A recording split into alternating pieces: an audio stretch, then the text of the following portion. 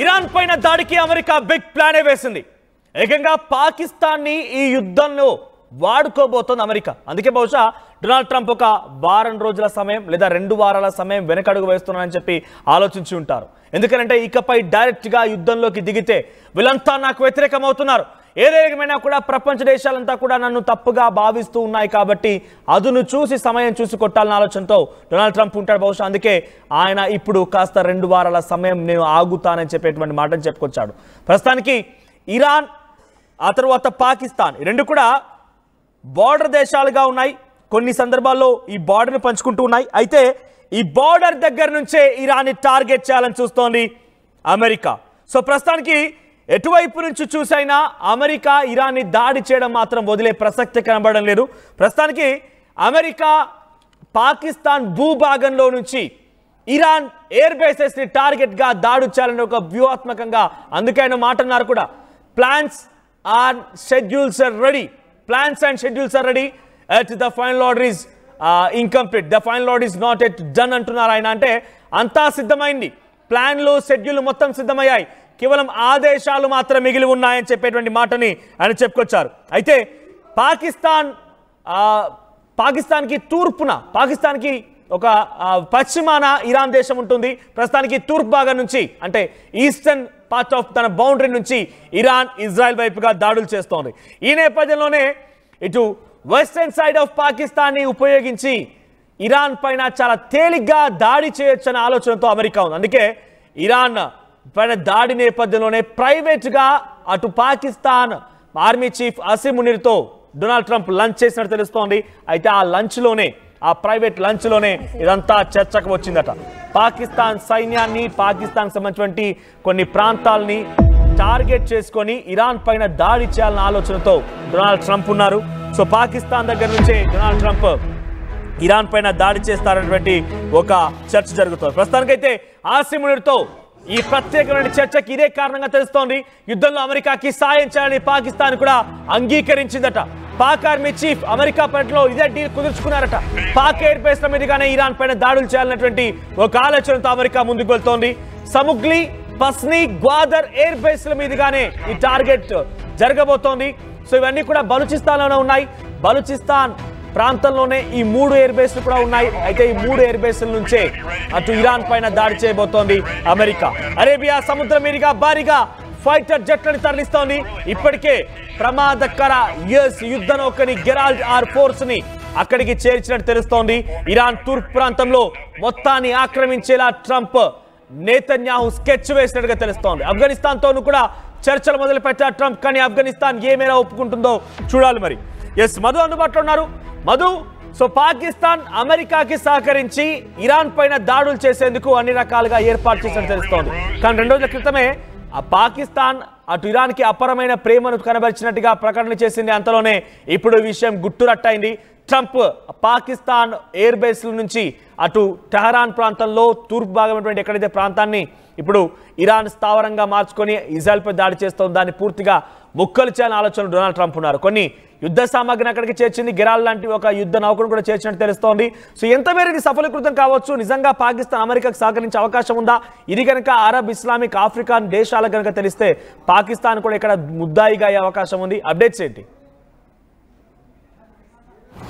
2 రోజుల నుంచి ఇవే వార్తలు వినిపిస్తూ ఉన్నాయి. ఏ ముస్లిం కంట్రీ కూడా ఇరాన్కు సహాయపడడానికి సిద్ధంగా ముందుకు రావట్లేదు అనేటువంటిది. ఇరాన్ కూడా ఇదే స్టేట్మెంట్ చేసింది.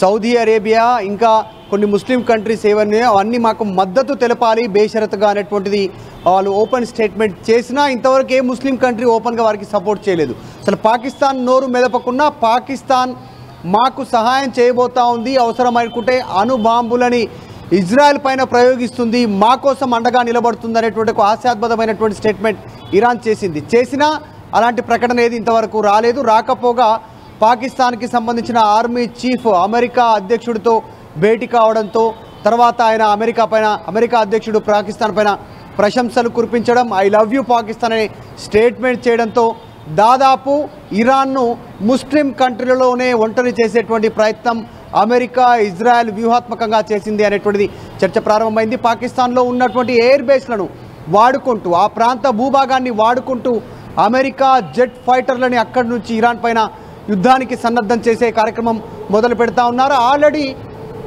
పాకిస్తానే కాదు ఆఫ్ఘనిస్తాన్తో మాట్లాడే ప్రయత్నం కూడా చేస్తున్నారు. గతంలో ఆఫ్ఘనిస్తాన్లో ఉన్నటువంటి ప్రభుత్వాన్ని కూలదోసి అక్కడున్న ఉగ్రవాదాన్ని అంతం చేస్తూ అక్కడ ప్రజాప్రభుత్వం ఏర్పాటు చేస్తామని అమెరికా ఏదైతే అక్కడ ఏర్పాట్లు చేసిందో ఇప్పుడు అవే ఎయిర్ బేస్లను అక్కడ ఉన్నటువంటి ప్రాంతాన్ని మళ్ళీ ఒకసారి మాట్లాడి ఆ ప్రాంతాన్ని కూడా ఇరాన్ పైన యుద్ధం చేసుకోవడానికి చాలా వ్యూహాత్మకంగా ముస్లిం దేశం పైన యుద్ధం చేయడానికి మరికొన్ని ముస్లిం దేశాలని వాడుకుంటున్నటువంటి సిచ్యువేషన్ అమెరికా ప్రయత్నం చేస్తూ ఉంది. ఆ అంశానికి సంబంధించి చూస్తే సమంగ్లీ, పస్ని, గ్వాదర్ ఎయిర్ బేస్, గ్వాదర్ అనేటువంటి దాదాపు ఇప్పుడున్నటువంటి పాకిస్తాన్కి సంబంధించినటువంటి ప్రాంతంలోనే కాస్త సురక్షితంగా ఉన్నాయి. ఆ ప్రాంతాలను వాడుకుంటూ ఇరాన్ పైన దాడి చేయడానికి సిద్ధమవుతున్నట్టుగా తెలుస్తూ ఉంది. ఇప్పటికే స్టేట్మెంట్ చేశారు అమెరికా. చర్చ జరుగుతోంది ప్రపంచవ్యాప్తంగా. ఇరాన్ అధ్యక్షుడు ఎక్కడున్నా లొంగిపోవాలి అంటూ స్టేట్మెంట్ చేశారు. ఇజ్రాయెల్ కూడా ఇరాన్ అధ్యక్షుడు ఎక్కడున్నా వదిలిపెట్టము, ఆయనను అంతమొందించిన తర్వాతనే ఇది ముగుస్తుంది యుద్ధం అనేటువంటి స్టేట్మెంట్ చేశారు. సో రెండు దేశాలు అమెరికా, ఇజ్రాయెల్ ఇరాన్ అధ్యక్షుడు టార్గెట్గా దాడి చేయబోతా ఉన్నాయి. ఇరాన్ అధ్యక్షుడు ఎక్కడ దాక్కున్నాడో ఇప్పటికే పసిగట్టాయి అమెరికా నిఘా వర్గాలు. అండర్ గ్రౌండ్కి సంబంధించినటువంటి బంకర్లలో ఇరాన్ అధ్యక్షుడు దాక్కున్నట్టుగా చెబుతా ఉన్నారు. టార్గెట్ చేయడానికి సిద్ధమవుతున్నాయి. అమెరికాకి సంబంధించినటువంటి biggest ships, air cargo ships త్వరలో అక్కడికి చేరుకుంటున్నాయి. దాంతోపాటు గెరాల్డ్ R4 అనేటువంటి యుద్ధ నౌకలు కూడా హిందూ మహాసముద్రం ద్వారా అక్కడికి చేరుకుంటున్నట్టుగా తెలుస్తూ ఉంది. ఇప్పటికే అమెరికాకు హిందూ మహాసముద్రంలో చిన్న చిన్న దీవులలో ఆల్రెడీ అమెరికా సంబంధించినటువంటి యుద్ధ సామాగ్రి ఉంది. యుద్ధానికి సంబంధించినటువంటి సమాయత్తమైనటువంటి ఆర్మీ అక్కడ ఆల్రెడీ గతంలోనే చేరుకోనుంది. ఇరాన్ కోసం కాదు, ఎప్పటికైనా అవసరం కోసం ఇక్కడ చేరుకున్నటువంటి పరిస్థితిని కేవలం వ్యూహాత్మకంగానే మునీర్ ఎవరైతే ఉన్నారో పాకిస్తాన్కి సంబంధించిన ఆర్మీ చీఫ్ను పొగుడుతూ పాకిస్తాన్ని ఐ లవ్ యూ అంటూ చేసినటువంటి స్టేట్మెంట్ ఇరాన్ పైన దాడి చేయడానికే సంసిద్ధత కోసమే ఈ ప్రకటన చేసినట్టుగా తెలుస్తా ఉంది. ఇజ్రాయెల్, అమెరికా 21 దేశాన్ని కలిసి ఇస్లామిక్, అరబిక్ అండ్ ఆఫ్రికన్ దేశాలు కలిసి ఇరాన్ వెంట ఉంటాం, ఇరాన్ పైన దాడిని యత్నించకండి, అణుస్థావరాల్ని ప్రయోగించకండి, ఎట్టి పరిస్థితుల్లో ఇది సాధ్యం కాదు అనేటువంటి ఒక మాటని Pakistan ministry of external affairs నుంచి ఒక ప్రకటన విడుదలైంది. అంటే పాకిస్తాన్ ప్రభుత్వం నుంచే ఈ ప్రకటన వచ్చింది. 21 దేశాలంతా కలిసాం, ఇరాన్కి సపోర్ట్గా ఉంటామని. ఇప్పుడు పాకిస్తాన్ స్థావరాన్ని కేవలం ఆసిమ్ మునీర్తో కలిసి అటు అమెరికా వినియోగించుకోగలుగుతుందా? ఆసిమ్ మునీర్ ఒక్కడు సపోర్ట్ చేసి సరిపోతుందా? అక్కడ ప్రభుత్వాలు సపోర్ట్ చేయనక్కర్లేదు. అట్ ద సేమ్ టైం ఈ గ్వాదర్, ఆ తర్వాత మీరు చెప్పేటువంటి ఈ పోర్ట్స్ అన్నీ కూడా బలూచిస్తాన్లోనే ఉన్నాయి. బలూచిస్తాన్ వేరుపాటువాదం పాకిస్తాన్ తీవ్రంగా ఉంది. ఆ ప్రాంతం నుంచి ఇరాన్ వైపుగా ఎక్కువ పెడతామంటే బలూచిస్తాన్ సహకరించాలి, అక్కడ ప్రభుత్వాలు సహకరించాలి. మేమి సహకరించకుండా కేవలం ఆసిమ్ మునీర్ ఒక్కడుంటేనే డొనాల్డ్ ట్రంప్కి సరిపోతుందా? ఎగ్జాక్ట్లీ. అవసరం అనుకుంటే ప్రభుత్వాలను కూలదోయడంలో కూడా అమెరికా ఎక్స్పర్ట్. మనం గతంలో చూసాం సద్దాం హుస్సేన్ని నేల కూల్చడానికి ఆ దేశంలో ఎంట్రీ అయి ఏ రకంగా తన స్వలబ్ధి కోసం అమెరికా కార్యక్రమాలు చేస్తుందో, తర్వాత అదే ఆఫ్ఘనిస్తాన్ దేశంలో అమెరికా చేసినటువంటి మారణ హోమం. అసలు దాదాపు అమెరికా ఖర్చు పెట్టినటువంటి యుద్ధం కోసం ఖర్చు పెట్టినట్టు ఆ మిసైల్స్, ఆ బాంబుల కోసము, యుద్ధ విమానాల కోసం, అక్కడ సామాగ్రి కోసం ఖర్చు పెట్టినటువంటి ఖర్చు లెక్కేస్తే ఆఫ్ఘనిస్తాన్ లాంటి దేశాలను ఒక 10 దేశాలను పోషించేటువంటి, ఇంకొక 100 సంవత్సరాలు పోషించేటువంటి డబ్బును అంతా వృధా చేసింది. గుట్టలపైన, పనికిరానికి సంబంధించినటువంటి గుహలపైన వాళ్ళు ఉగ్రవాద వేట, అంటే ఒసామా బిన్ లాడెన్ కోసం వేటలో భాగంగా అంత ఖర్చు పెట్టింది. ప్రజల కోసం ఖర్చు పెట్టిన అవసరాల కోసం. మళ్ళీ దగ్గరికి వస్తాను. ఒకసారి మ్యాప్ లో చూపిస్తాను. ఇక్కడ చూడండి, మ్యాప్ లో కనబడుతున్నటువంటి ఆ మ్యాప్ చూడండి. పాకిస్తాన్, ఇండియా అండ్ ఇరాన్, పైన ఆఫ్ఘనిస్తాన్, ఈ 3 దేశాల్లో నుంచి మనం ఆ మ్యాప్ ను చూస్తున్నాము.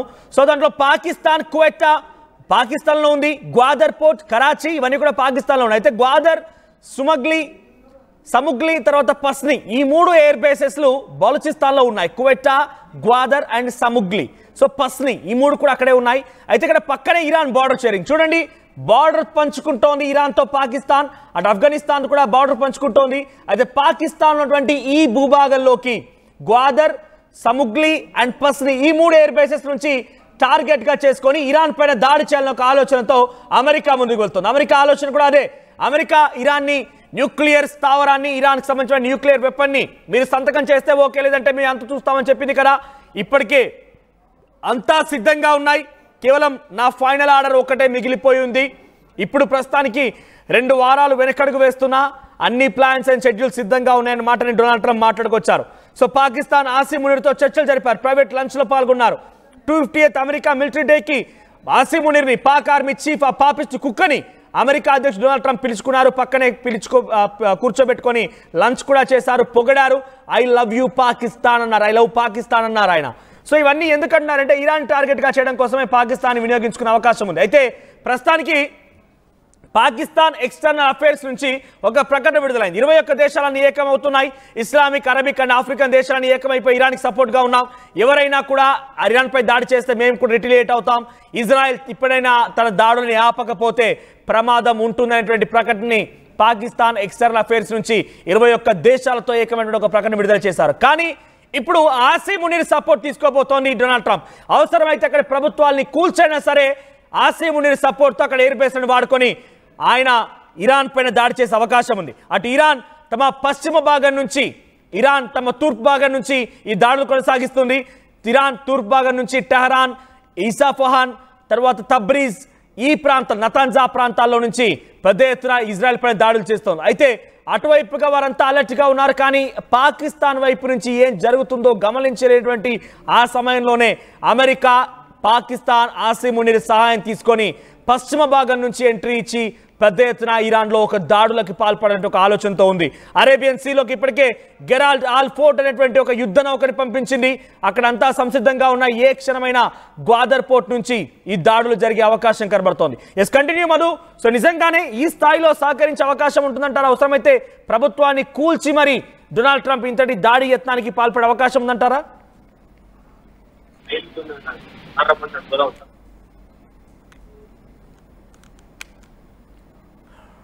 Right.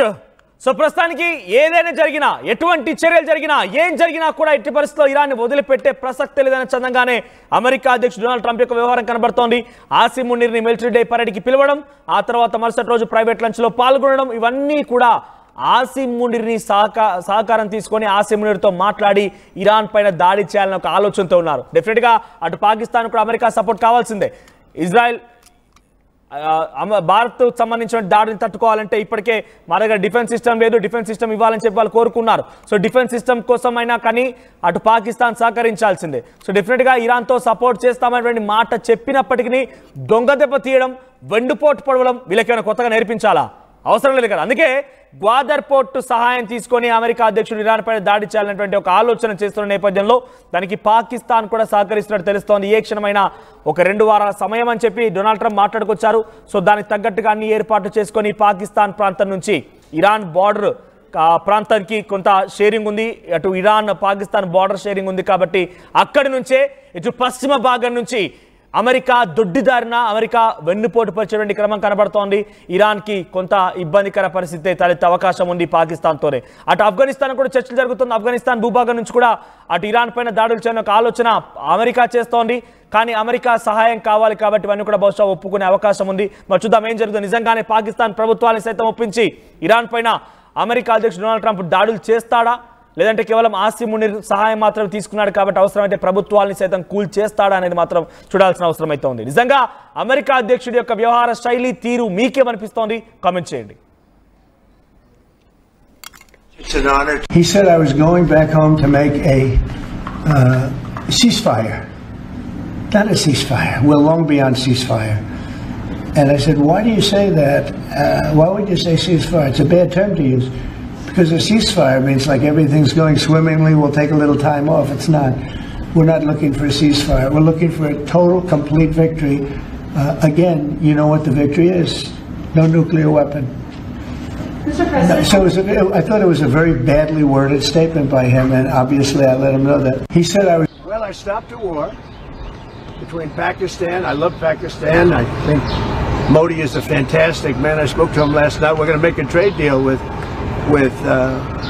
Modi of India. But I stopped the war between Pakistan and India.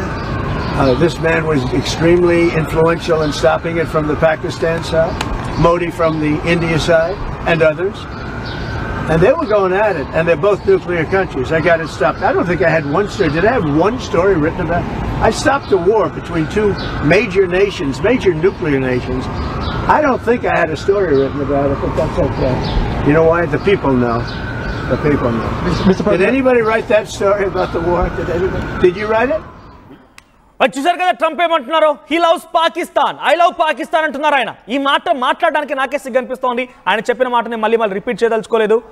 I hate Pakistan. Actually నిజంగా పాకిస్తాన్ గురించి ఏం మాట్లాడినా అది తక్కువే, ఎంతటి బూతులు మాట్లాడినా తక్కువే, ఎంత రకంగా వారిని విమర్శించినా తక్కువే. అయితే ఆయన పాకిస్తాన్ని ప్రేమిస్తున్నట్టుగా చెప్పి ప్రస్తుతం ఆయన ఏమంటున్నారంటే, ప్రస్తుతానికి ఆసిమ్ మునీర్తో భేటీ జరిగాను, Modi is a great leader, I love Pakistan. ఏమైనా సంబంధం ఉందా ఈ మాటలకి? అందుకే ఆయనని ఒక ద్వంద్వ వైఖరి, డబుల్ టంగ్ ఫెలో అంటూ ఉంటున్నారు ప్రపంచ దేశాలు ఇప్పుడు అన్ని కూడా. సో పాకిస్తాన్ ఆసిమ్ మునీర్తో మాట్లాడాడు, ప్రైవేట్ లంచ్లో పాల్గొన్నాడు. కాబట్టి పాకిస్తాన్ గ్వాదర్, సమగ్లీ, పస్ని ఈ యొక్క ఎయిర్ బేసెస్ నుంచి అటు ఇరాన్ బార్డర్ షేరింగ్ ఉంది కాబట్టి ఇరాన్లోకి చొరబడి లేకపోతే ఇరాన్ వైపు నుంచి దాడులు చేసే అవకాశం కనబడుతోంది. ఒకవైపు నుంచి ఇజ్రాయెల్, మరోవైపుగా అమెరికా ఇరువైపుల నుంచి కూడా దాడులు చేసి ఇరాన్ న్యూక్లియర్ స్థావరాన్ని పూర్తిగా మట్టుబెట్టడమే లక్ష్యంగా డొనాల్డ్ ట్రంప్ యొక్క వ్యవహారం కనబడుతోంది, ప్లాన్ కనబడుతోంది. ఇది ఒకటే కాదు, ఆఫ్ఘనిస్తాన్ సపోర్ట్ కూడా తీసుకున్నారు ఆయన. ఆఫ్ఘనిస్తాన్ కూడా ఇరాన్తో బార్డర్ షేరింగ్లో ఉంది కాబట్టి ఆఫ్ఘనిస్తాన్ సహాయం కూడా తీసుకొని ఆఫ్ఘనిస్తాన్తో కూడా చర్చలు జరుపుతున్నారట. కానీ దీనికి ఆఫ్ఘనిస్తాన్ ఎంత మేర సహకరిస్తుంది, పాకిస్తాన్ ప్రభుత్వాలు ఎంత మేర సహకరిస్తాయో చూడాలి. ప్రస్తుతానికి డొనాల్డ్ ట్రంప్ యొక్క వ్యవహార శైలి అసలు నిజంగా అగ్రజుడైనా, అగ్రరాజ్యానికి అధిపతిగా ఉన్నారా, నిజంగా అధినేతగా ఉన్నారా? ఆయన వ్యవహారం తలుచుకుంటేనే ఇంతలా మారుతున్నారేంటి, ఇంతలా మాట్లాడుతున్నారేంటి అనేటువంటి రకంగా అందరూ కూడా ముక్కున వేలేసుకుంటున్నారు. ప్రస్తుతానికైతే పాకిస్తాన్ 21 దేశాలతో కలిసిపోయాం మేము, సో అమెరికా దాడులు చేస్తే ఊరుకోమనే మాటనైతే ముందుగా మాట్లాడింది, ఒక లేఖ కూడా విడుదల చేసింది. కానీ ఇప్పుడు డొనాల్డ్ ట్రంప్ యొక్క ఆశలు అన్నీ కూడా పాకిస్తాన్ పైనే ఉన్నాయి. పాకిస్తాన్ కూడా డెఫినెట్గా సహకరించక తప్పదన్నట్టుగానే డొనాల్డ్ ట్రంప్కి సహకరించే అవకాశం కూడా ఉంది. చూద్దాం మరి ఏం జరుగుతుందో. నిజంగానే అదే కనుక జరిగితే డెఫినెట్గా ఇరాన్ ఛిద్రమవడం ఖాయం. ఇరాన్కి సపోర్ట్గా ఇవన్నీ దేశాలు నిలబడితే అవన్నీ కూడా నిజంగా రష్యా, చైనా లాంటి దేశాలు కూడా అమెరికా పైన యుద్ధం చేయాల్సి వస్తే అది 3వ ప్రపంచ యుద్ధం మనకు సమీపంగానే అరేబియన్ సముద్రం ఎరికగానే జరిగే అవకాశం ఉంది. చూద్దాం మరి ఏం జరుగుతుందో.